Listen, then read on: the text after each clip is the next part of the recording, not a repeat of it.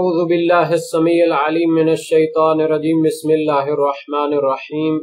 ربنا آتنا فی الدنیا حسنة وفی الآخرۃ حسنة وقنا عذاب النار۔ عزیز طلبہ السلام علیکم ورحمۃ اللہ وبرکاتہ، امید ہے آپ سب خیریت سے ہوں گے۔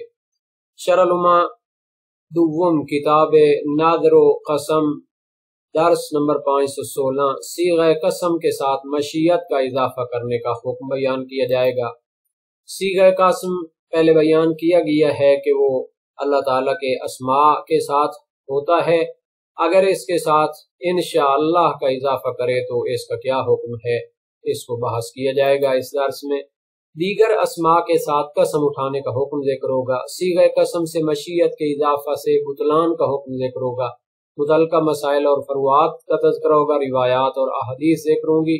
عبارت کی تشریح اور تطبیق بھی پیش کی جائے گی۔ فرماتے ہیں صیغہ قسم کچھ چیزوں کے ساتھ منعقد نہیں ہوتا، ان میں سے وہ مشترک اسماء ہیں جن کا استعمال اللہ تعالیٰ کے لیے غلبہ نہیں رکھتا بلکہ بطور مساوی اللہ تعالیٰ کے لیے بھی استعمال ہوتے ہیں، غیر کے لیے بھی استعمال ہوتے ہیں، جیسے موجود، قادر، عالم، حی، سمیع، بصیر اور اس طرح کے نام۔ تو ان کے ساتھ قسم اٹھانا صحیح نہیں ہوتا، اگرچہ کہ قسم کی قصد اور نیت بھی کرے، چونکہ یہ اسماء مشترک ہونے کی وجہ سے احترام نہیں رکھتے تو یہ صلاحیت بھی نہیں رکھتے قسم اٹھانے کے لیے۔ اور دوسری قسم ہے کہ جو مخلوقات شریفہ یعنی محترم اور اللہ تعالیٰ کی جو باکمال ذوات ہیں، مخلوقات ہیں، ان کے ناموں کے ساتھ بھی قسم اٹھانا، جیسے نبی اکرم، ائمہ معصومین علیہ السلام، کعبہ اور قرآن کریم کے ناموں کے ساتھ بھی قسم اٹھانا صحیح نہیں ہوتا، چونکہ نبی اکرم نے فرمایا ہے حدیث میں کہ جو شخص قسم اٹھانا چاہتا ہے تو اللہ تعالیٰ کے نام سے قسم اٹھائے یا پھر قسم کو چھوڑ دے۔ تو عبارت کو دیکھتے ہیں، فرمایا وَلَا يَنْعَقِدُ بِالْمَوْجُودِ وَالْقَادِرِ وَالْعَالِمِ وَالْحَيِّ وَالسَّمِيعِ وَالْبَصِيرِ وَغَيْرِهَا مِنَ الْأَسْمَاءِ الْمُشْتَرَكَةِ بَيْنَهُ وَبَيْنَ غَيْرِهِ مِنْ غَيْرِ أَنْ تَغْلِبَ عَلَيْهِ وَإِنْ نَوَى بِهَا الْحَلْفَ لِسُقُوطِ حُرْمَتِهَا بِالْمُشَارَكَةِ، اور قسم منعقد نہیں ہوتی لفظ موجود کے ساتھ، لفظ قادر کے ساتھ، لفظ عالم، لفظ حی، لفظ سمیع، لفظ بصیر اور اس طرح دوسرے اسماء مشترکہ جو اللہ تعالیٰ کے لیے بھی استعمال ہوتے ہیں اور دوسروں کے لیے بھی استعمال ہوتے ہیں، اور اللہ تعالیٰ کے لیے ان کا استعمال غالب نہیں ہے۔ وَإِن نَوَى بِهَا الْحَلْفَ، اگرچہ قسم اٹھانے والا ان اسماء مشترکہ کے ساتھ قسم اٹھاتے وقت حلف کی نیت بھی کرے، لِسُقُوطِ حُرْمَتِهَا بِالْمُشَارَكَةِ، چونکہ مشارکت ہونے کی وجہ سے خدا اور غیر خدا کے لیے ان کا استعمال ہونے کی وجہ سے ان ناموں کا احترام ساقط ہے، اس وجہ سے اس کے ساتھ قسم منعقد نہیں ہوتی۔ وَلَا بِأَسْمَاءِ الْمَخْلُوقَاتِ الشَّرِيفَةِ كَالنَّبِيِّ وَالْأَئِمَّةِ وَالْكَعْبَةِ وَالْقُرْآنِ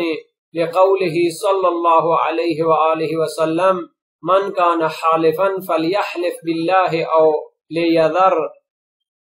اور نہ ہی قسم منعقد ہوتی ہے ان ناموں کے ساتھ جو باکمال اور شریف قابل احترام مخلوقات کے نام ہیں، جیسے نبی اکرم صلی اللہ علیہ وسلم کا نام، ائمہ معصومین کے اسماء، کعبہ کے ساتھ اور قرآن کے ساتھ بھی قسم منعقد نہیں ہوتی۔ لقولہ، اس کی دلیل ہے کہ نبی اکرم صلی اللہ علیہ وآلہ وسلم نے فرمایا من کان حالفا، جو بندہ حلف اٹھانا چاہتا ہے، قسم اٹھانا چاہتا ہے،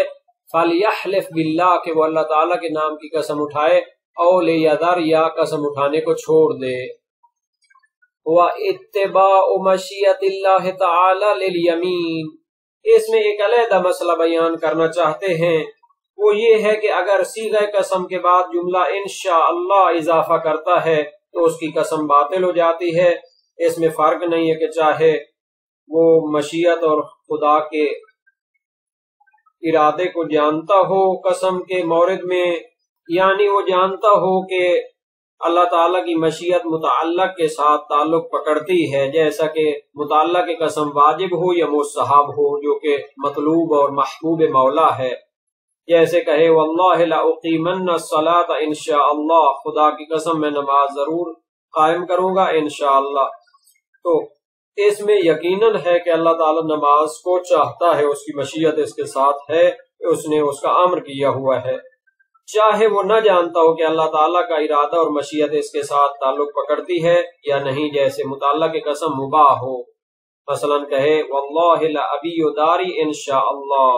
کہ اس میں وہ نہیں جانتا کہ اللہ تعالیٰ کا ارادہ اس گھر کے بیچنے کے ساتھ ہے یا نہیں۔ البتہ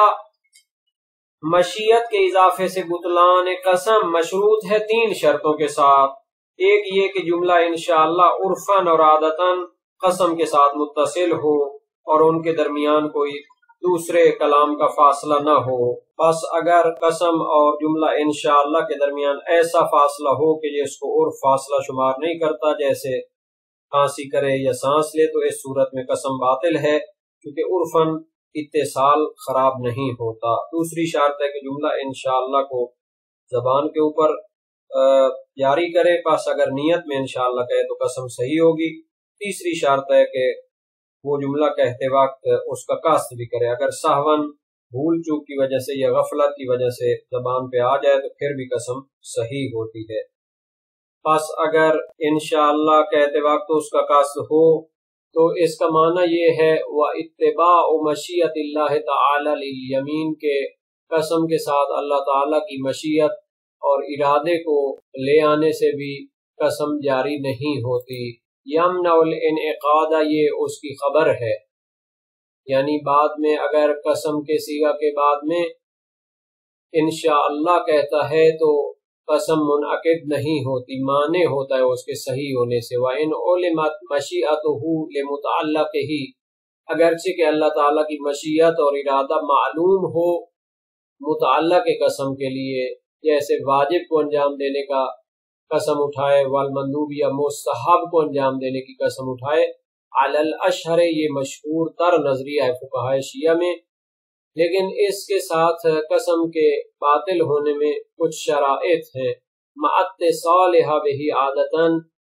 یہ مشیت کا جو صیغہ ہے یہ قسم کے ساتھ ملا ہوا ہو عادتاً، یعنی بلا فاصلہ اس کو بولے، ونطقه بها، اور دوسرا یہ ہے کہ اس کو زبان پر جاری کرے، ولا يقدح التنفس والسعال، پس اگر درمیان میں سانس لینے کا فاصلہ ہو یا سعال کھانسی کا فاصلہ ہو تو وہ معنی نہیں ہوتا۔ وقصده الیہا عند النطق بها، اور تیسری شرط ہے کہ جب اس کو بولتا ہے تو اس کا قصد ہونا چاہیے۔ وَإِنْ انْتَفَتْ عِنْدَ الْيَمِينِ، اگرچہ کہ وہ قسم اٹھاتے وقت نہ ہو لیکن جب انشاءاللہ کو کہہ رہا ہو تو وہ قصد آ جائے تو وہی اس کے باطل ہونے کے لیے کافی ہے۔ اس عبارت کا معنی یہ ہے کہ اگر انشاءاللہ کہتے ہوئے قصد ہو، اگرچہ کہ قسم کا صیغہ جاری کرتے ہوئے قصد نہ ہو انشاءاللہ کا، لیکن جب صیغہ قسم کے بعد قصد کرتے ہیں انشاءاللہ کا تو وہی اس قسم کو باطل کر دیتا ہے، دون العکس سے۔ لیکن اگر اس کے برعکس ہو، یعنی صیغہ قسم جاری کرتے ہوئے قصد انشاءاللہ کا ہو لیکن صیغہ مکمل ہونے کے بعد انشاءاللہ بغیر قصد کے کہے تو پھر وہ مبطل نہیں ہوگا۔ ولا فرق بین قصد التبرک والتعلیق ہنا لاطلاق النص، شہید ثانی فرماتے ہیں صیغہ قسم کے ساتھ انشاءاللہ کہنے سے قسم کے باطل ہونے میں فرق نہیں ہے کہ اس انشاءاللہ کو کہنے سے تبرک کرنے کا قصد کرے اللہ تعالیٰ کے نام کے ساتھ، والتعلیق ہنا، یا یہ کہ اس کا قصد ہو کہ قسم کو مشیت الہی پر معلق کرے، مشروط اور موقوف کرے، تو دونوں صورتوں میں اس کی قسم باطل ہوگی لاطلاق النص سے، چونکہ نص مطلق ہے اور اس میں تفصیل نہیں دی گئی۔ وقصرہ العلامۃ علی ما لا تعلم مشیت اللہ فیہ المباح دون الواجب والندب وترک الحرام والمکروہ۔ خلاصہ یہ ہو گیا کہ شہید اول و ثانی کے نزدیک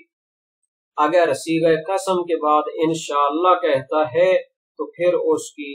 قسم باطل ہے بطور مطلق، چاہے اللہ تعالیٰ کی مشیت معلوم ہو یا معلوم نہ ہو، جبکہ علامہ ہلی کا جو نظریہ ہے وہ اشہر نظریے کے مقابلے میں ہے۔ تو وہ فرماتے ہیں اگر مشیت خدا معلوم ہو جیسے مستحب یا واجب کی قسم اٹھائے تو قسم صحیح ہے، جبکہ اگر مشیت خدا معلوم نہ ہو جیسے مباح کو انجام دینے کی قسم اٹھائے تو اس کا جو قسم ہے وہ باطل ہوگی۔ تو شہید ثانی نے اس پر نقد کیا ہے، اس کو پہلے دیکھ لیتے ہیں۔ وَقَصَّرَهُ الْعَلَّامَةُ عَلَى مَا لَا تُعْلَمْ مَشِيَّةُ اللَّهِ فِيهِ، علامہ ہلی نے قسم کے ساتھ مشیت کے اضافے سے بطلان قسم کو منحصر کر دیا ہے، محدود کر دیا ہے، اس صورت میں کہ جب مشیت الہی معلوم نہ ہو، اس صورت میں کہ جب مشیت الہی معلوم نہ ہو، کل مباح ہے، جیسے مباح کی قسم اٹھائے تو وہ باطل ہوگی چونکہ اس صورت میں مشیت الہی معلوم نہیں ہے۔ دون الواجب والندب، لیکن اگر واجب کو انجام دینے اور مستحب کو انجام دینے کی قسم اٹھائے تو یہ چونکہ مطلوب مولا ہے، مشیت الہی اور ارادہ الہی اس کے ساتھ تعلق رکھتا ہے، تو وہ قسم ٹھیک ہوگی۔ وترک الحرام والمکروہ، اور اسی طرح حرام اور مکروہ کو چھوڑنے کی قسم اٹھائے تو یہ بھی مطلوب مولا ہوتا ہے، مشیت الہی اس کے متعلق ہوتی ہے، تو اس کو بھی اس صورت میں بھی قسم کو ٹھیک قرار دیا ہے علامہ ہلی نے۔ والنص مطلق والحکم نادر وتوجیہہ حسن لکنہ غیر مسموع فی مقابلۃ النص، شہید ثانی اس نظریے کو قبول نہیں فرماتے اور اس پر اشکال فرماتے ہیں۔ والنص مطلق، فرمایا اولاً اس میں اشکال یہ ہے